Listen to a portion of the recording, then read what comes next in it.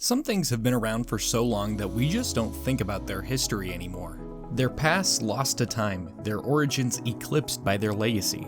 So today, let's set aside our quad-shot oatmilk caramel macchiatos and discuss the origin of the magic bean known as coffee. 3-minute flicks. Entertaining, educating, and enlightening. As with most culinary creations, the true origins can be somewhat cloudy, but a popular Ethiopian legend is often cited as the first human experience with coffee.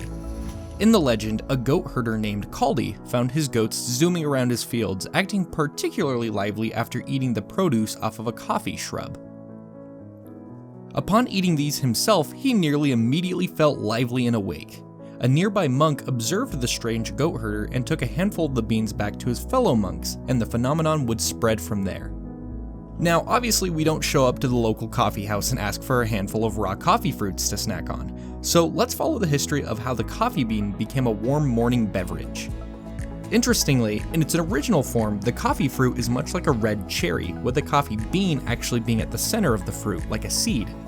Before the bean was used, particularly innovative culinary experts would use the outer fruit for creations like protein snack bars, some sort of coffee wine made from the fruit pulp, and even another drink that used every part of the coffee plant.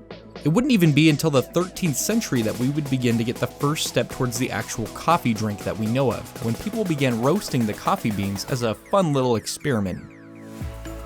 During the same century, Muslims in Arabia began parching and boiling the coffee beans, creating the next step towards the modern Frappuccino.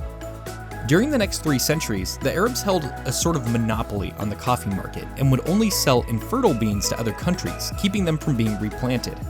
Eventually, an Indian pilgrim would sneak a pack of fertile beans across the border into Europe, where the beans could finally be replanted, creating an explosion of coffee crops across the world.